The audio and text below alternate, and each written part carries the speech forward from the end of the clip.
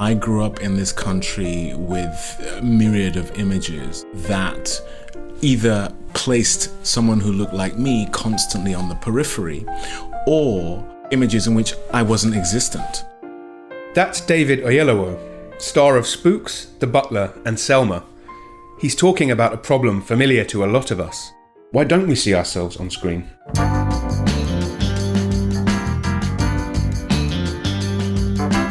Welcome to the BFI's Black Star podcast. I'm Ashley Clark, the programmer of Black Star at BFI South Bank, part of a nationwide series of screenings and events celebrating the range, power and versatility of black actors. Across 6 weekly episodes, I'll be asking what it means to be black in film. We'll be looking at the history of black stars of cinema, spending time with 6 icons who helped define the filmmaking of their era. Like most great artists, they bucked the trends when they could, compromised when they needed to, and broke the rules when they had to. But, unlike their white contemporaries, they had to work harder, be better, and jump more hurdles because of the colour of their skin. From the earliest trailblazers to the screen titans of today, these are our black stars. First time I saw you walk on by, you've got the look, the talk of the town and the queen of style. You've got the look. I had lived in Nigeria for 7 years, so I had lived in a society where I wasn't a minority, but I was the majority, and every opportunity on offer was mine for the taking. That is a different mentality to have, and it just makes you more cognizant of the fact that you are living in a society where something insidious is happening. There isn't much work available for black actors in Britain. So in 2006, fed up with being unable to find any tasty roles at home, Oyelowo packed his bags for America. He hasn't looked back since. He's amassed an extraordinary collection of significant parts, including the role of a lifetime, playing Dr. Martin Luther King in Ava DuVernay's film Selma from 2014. It is unacceptable that they use their power to keep us voiceless. Those that have gone before us say no more. Oyelowo's portrayal of the civil rights leader was expected to secure him an Oscar nomination for Best Actor in a Leading Role, but the nod never arrived. That snub was part of a total lack of Academy recognition that year for actors of colour, prompting widespread outrage. It re-energised the Oscars So White campaign, a protest that demanded greater respect and equality, and gave Chris Rock plenty of material for his hosting stint the following year. You know, in the 60s, one of those years, Sydney didn't put out a movie. I'm sure there were no black nominees some of those years, say 62 or 63, and black people did not protest. Why? Because we had real things to protest at the time. You know, it's too busy being raped and lynched to care about who won Best Cinematographer. But the Oscars aren't the be-all and end-all. On the 15th of January 2015, Selma received an equally precious honour. It was screened privately for Barack Obama at the White House.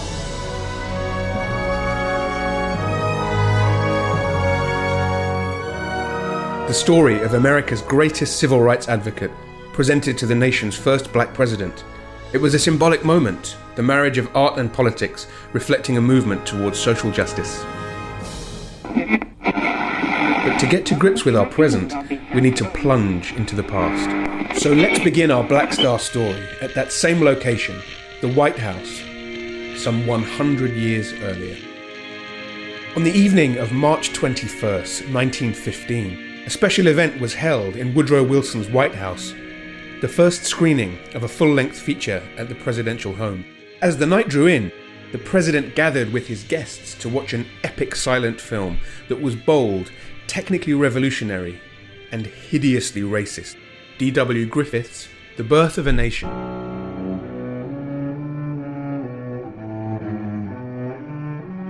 Based on Thomas Dixon's novel The Klansman, The Birth of a Nation presented a twisted take on the recent history of the American South. Woodrow and co. watched as Griffith's film made heroes of the Ku Klux Klan and portrayed black people as lecherous, treacherous, drunk, and deranged. The president was shown a corrupted truth about the period of Reconstruction, which presented blacks, played mostly by white actors daubed in crude blackface makeup, as a ruthless horde set on sexually forcing themselves upon white women. In the final act, the KKK ride to the rescue, capture the black antagonist, and string him up from a tree. And the president? Well, he loved what he saw. It is like writing history with lightning, he's reported to have said at the time, and my only regret is that it is all so terribly true. Birth of a Nation begins with a sequence in which the coming of Africans to America is blamed for all the problems that fall onto white people later on. That's Melvin Stokes, Professor of Film History at UCL, in an interview for the BFI's centenary edition of The Birth of a Nation. We think that one of the final sequences in the original Birth of a Nation had a sequence in which African Americans were queuing up in New York Harbor, waiting to be deported back to Africa. That's not in any version of the film which is anywhere around these days. But the point of the first and that last-ish sequence is you're projecting the idea that African Americans are unassimilable within white society in the United States. It's a very cruel and very horrid position to take, and people have tried to excuse Griffith by saying that, well, he was following Dixon, and Dixon was much more of an overt racist than Griffith ever was. But everything in that film is there because Griffith has decided it's going to be there. What comes down to us is probably the most structurally racist film in the whole of cinema history. The Birth of a Nation has long been viewed and taught worldwide as a stunning technical and narrative achievement, but the effects of Griffith's film were disastrous for America's black community. For a start, it gave the Klan a serious PR boost. Here's director Spike Lee speaking at the BFI South Bank in 1995. I don't have any problem with DW Griffith being called the father of cinema as long as they say, at the same time they cite that Birth of a Nation was also used to recruit the Ku Klux Klan, and many hundreds of black men got lynched, hung, and castrated behind that film. So add that also when you talk about D.W. Griffith. The film appeared in a time when racist Jim Crow laws ensured the suppression of black people in the southern states. Enacted after the Reconstruction period depicted in The Birth of a Nation, these laws imposed racial segregation and were enforced until 1965, when Dr. King and the Civil Rights Movement pressured the US government into signing the Voting Rights Act. Griffith's film, a huge box office smash, effectively set a standard of negative representation for black people on screen, from clownish coon to savage brute. And yet, Black America and its artistic community wasn't going to take this assault on their dignity lying down. They fought back. Crowds protested at screenings. The NAACP tried to have it banned, and leading his own charge was a man who could lay claim to being not only one of the first black film directors, but one of the first black media moguls too. His name? Oscar Micheaux.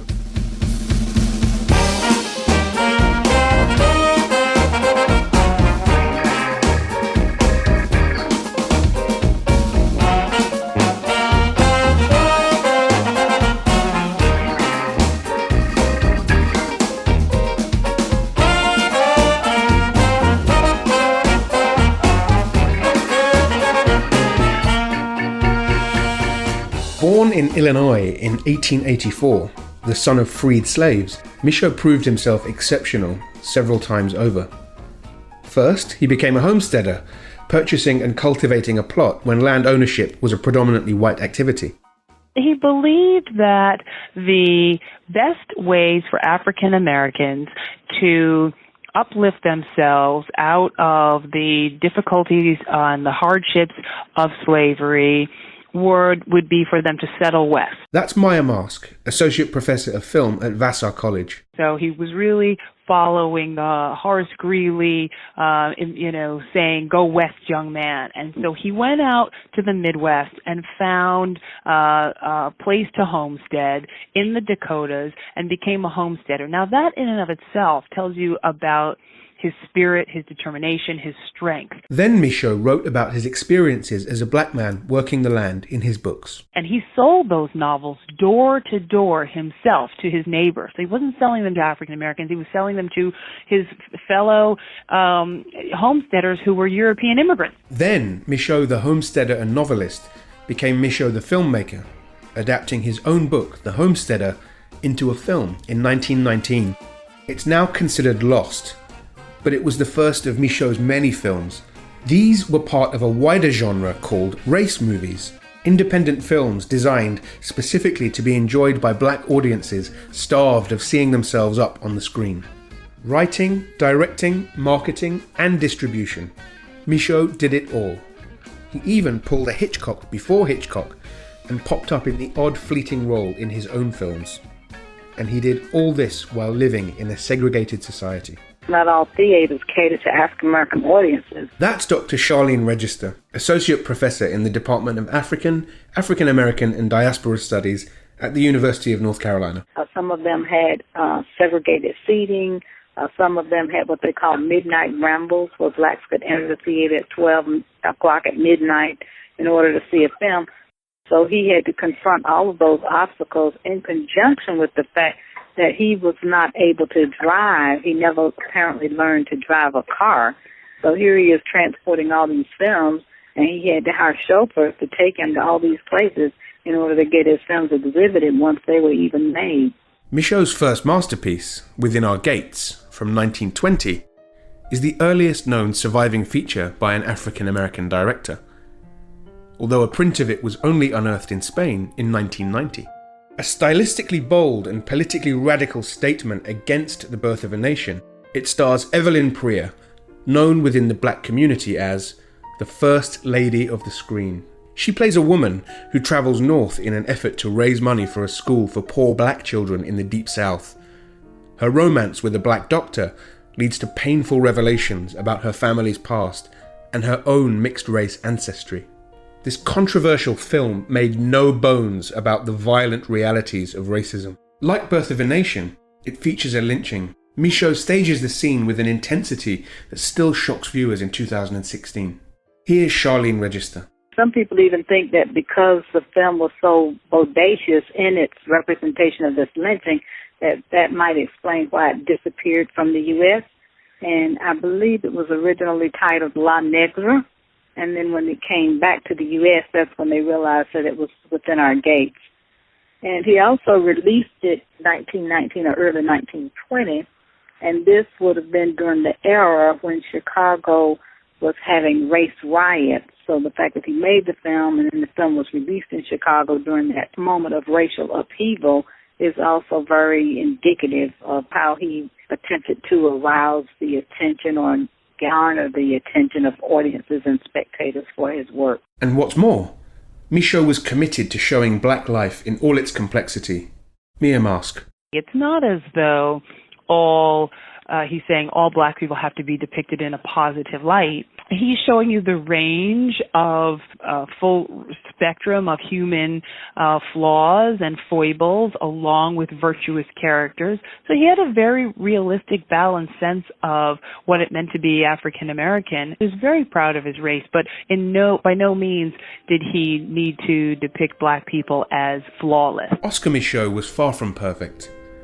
Critics have long argued over the technical merits of his films, and he showed a definite preference for his lighter-skinned characters and actors.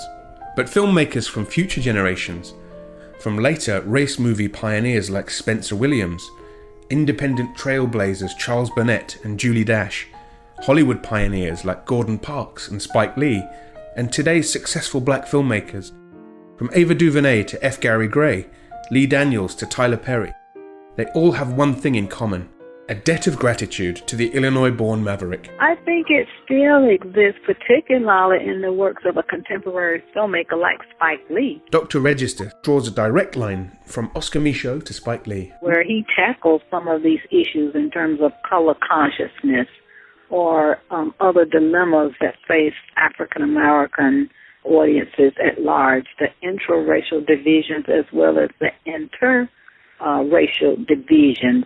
So I do think that there are some filmmakers who speak to that in spite of other filmmakers who are more preoccupied with entertaining audiences rather than using cinema as a vehicle to speak to audiences. Here's Maya Mask. For many, many years, people taught DW Griffith's work in a historical vacuum.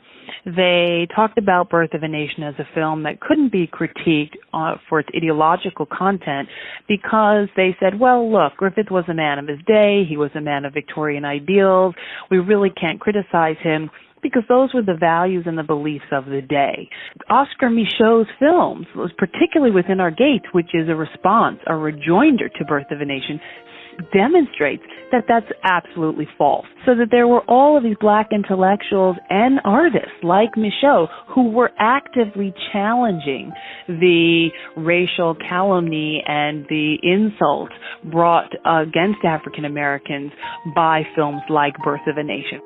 Oscar Micheaux's legacy is that he now complicates our understanding of American history and of world cinema.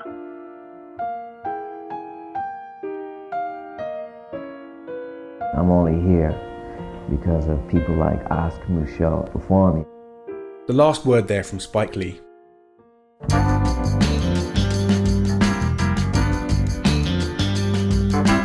Thanks for listening to episode 1 of the Black Star podcast. Next week, we'll be talking about the bittersweet success of Hattie McDaniel, the first black actor to win an Oscar. You can watch a number of films by Oscar Micheaux on BFI's Pioneers of African American Cinema Blu-ray box set.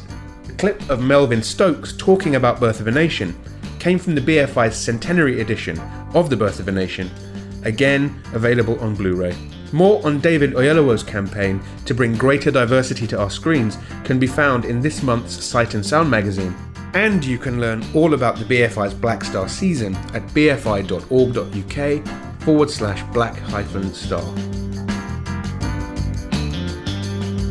The Black Star podcast was written and hosted by me, Ashley Clark, co-written and produced by Henry Barnes, with additional production from Peter Sale.